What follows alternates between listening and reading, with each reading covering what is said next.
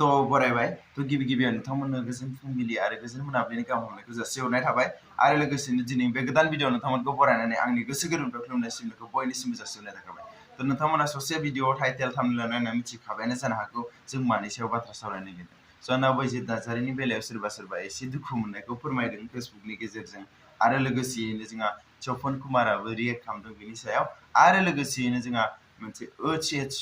OHS नि मैया रिजाल्टखौ होनानै थांबाय तो जाय बिथांमोना मोजाङै मोजां पास जाबाय बिथांमोननिसिम बयनिसिमबो कंग्रेचुलेसन जासिहरनाय थाबाय आंनिफ्राय आरो लोगोसेयैनो मोनसे निउस नुदों आरोना तो बबेबा खना खनलायाव थाबावनो हागौ नाथाय बे मोनसे निउसखौ हेडलाइन खालामनानै होदों तो आं बिनि सायाव बाथ्रा सावरायगोन तो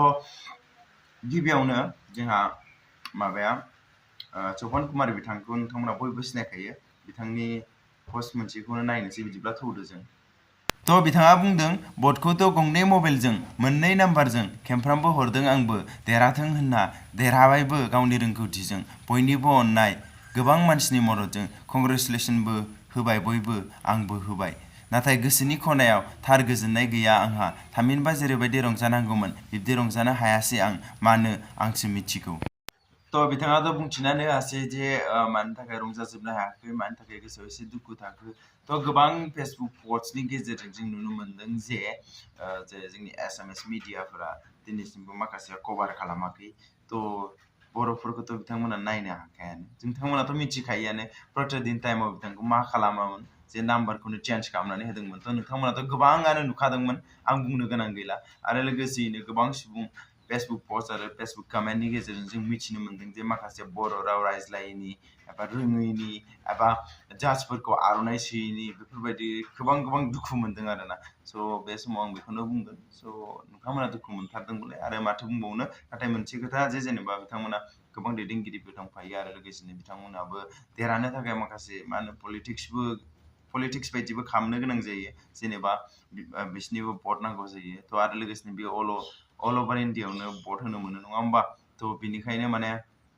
बिथांनि फंसेल' बुंबा जाया एबा फंसेल' राव बुंबा जाया फंसेल' माबाखौ जेनेबा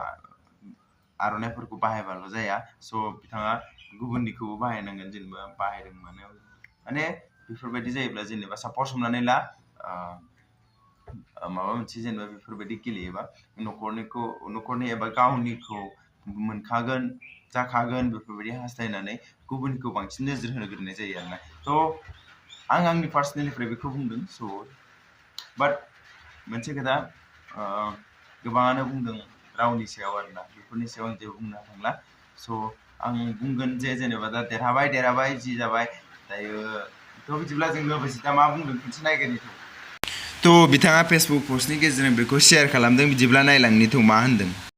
खुलुमबाय गिबियावनो गेदेमा नोंथांमोन आरो रायजो राजानिसिम आंनि गोसो गोरबोनिफ्राय रोजा रोजा साबायखर जासिहरबाय नोंथांमोना आंखौ जोबजासिम भट होनानै देरहासार खालामबोबाय जायनि जाहोनाव आंनि गोसोआव नोंथांमोननि थाखाय अरायसम मान थागोन नोंथांमोना दैबानानि गेजेरजों अनेक खामानिनि गेजेरजों दुखु सुखुनि गेजेरजों आंखौ गेरेमसा बर' हारिनि फिसा होननानै गोबां अननाय होबोबाय आंखौ DID लिटल मास्टार सिजन 5आव उइनार खालामबाय स' थेंक इउ स' माच रायजोफोर गोजोन्थों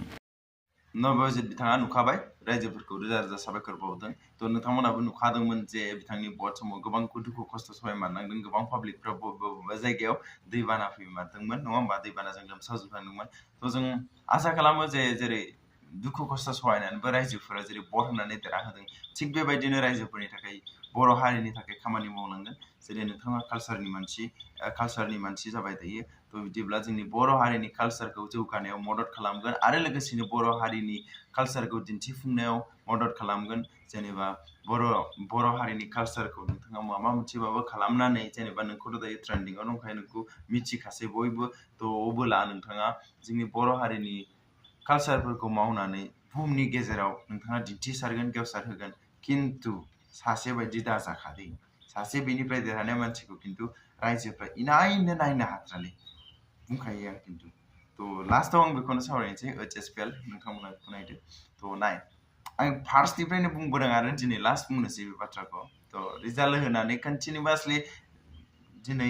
मैया रिजाल्ट होबाय जेनेबा दिनै नुबाय गाबोन नुबावगोन बिदिबो नुलाबायनो नागिरो स' आंनिफ्राय मोनसेल' रिकुवेस्ट OHS पास जाबानो जे गोबां गिदिर मानसि जागोन बे नङालै भाइ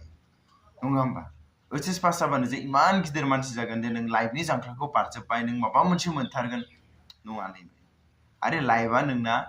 कन्टिनिउवासलि नों थाबाय थागोन नों बेखौ 10 बारबो होनो हागौ गोसो जायोबा नङा होमबा 10 बारबो होनो मोनगोन नों लाइफआव जुदि होयोबा खिन्थु नों खनसे फेल जाबानो जे बे गावनि जिउखौ फोजोबथारनांगौ बेथ' नङाना नङा होमबा नों लाइफखौ खनसेल' मोनगोन खिन्थु नों बे एग्जामखौ 10 बारबो होनो मोननो हागौ बेखौ सान नङा होमबा स' बास नोंथांमोननि कमेन्ट सेक्सनाव मा होनो होनदो स' दिनै भिडिअखौ एसेबां गोजोननाय थाबाय थ' नोंथांमोना मोजां मोनदोंब्ला लाइक कमेन्ट शेयार खालाम आरो गोदानै फैदोंबा साबस्क्राइब खालाम